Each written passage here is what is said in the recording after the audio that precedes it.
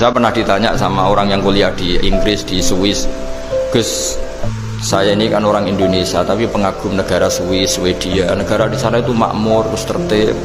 Bagaimana saya tetap mencintai Islam yang secara lahir itu kadang-kadang beberapa negara Islam itu kacau.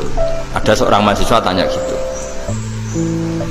Dia tanya cara ingat Allah,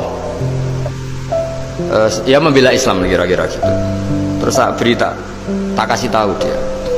Ketika Anda muji negara-negara itu makmur, sejahtera, itu sebetulnya tetap utang jasa terbesar itu sama Tuhan.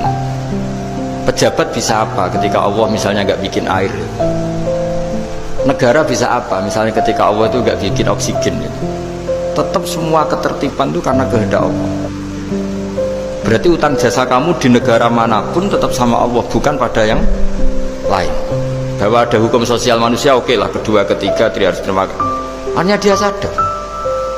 Nah, masalahnya kita ketika di negara yang makmur gitu, pikiran kita, oh, presidennya hebat, menterinya hebat, tata sosialnya hebat. Oke, gak apa-apa, muji manusia itu gak apa-apa.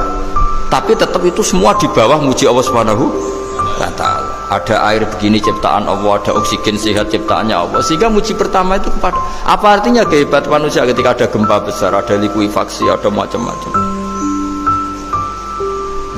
Nah, maksud saya ngaji di sini, ingat Allah itu dengan cara seperti itu.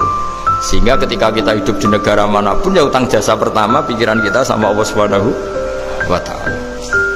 Tapi kalau enggak, kamu terjebak hukum adat tadi. Di mana-mana ayam itu yang mengeluarkan telur, telur mengeluarkan ayam, nggak bisa bantu batu ini mengeluarkan ayam. Keliru kamu. Ketika ayam mengeluarkan telur, memangnya ayam itu bisa? Apa dia berpikir sekolah dulu gimana ya cara punya telur? Kan tidak juga. Tidak bergerak juga. Apa ketika mata kamu bisa melihat terus kamu merencanakan gimana ya mata supaya bisa melihat? Ya tahu-tahu sudah melihat.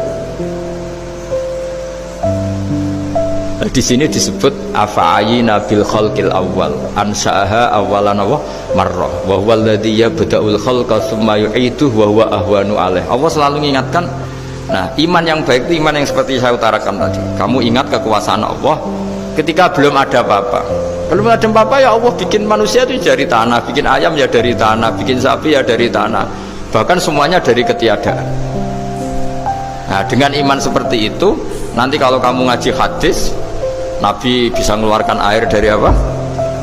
Dari jemarinya. Terus Nabi Ibrahim dibakar gak apa-apa. Nabi Soleh bisa mengeluarkan unta dari batu besar. Nabi Musa bisa menyibak laut hanya dengan tongkatnya. Itu semuanya kamu tidak jangka.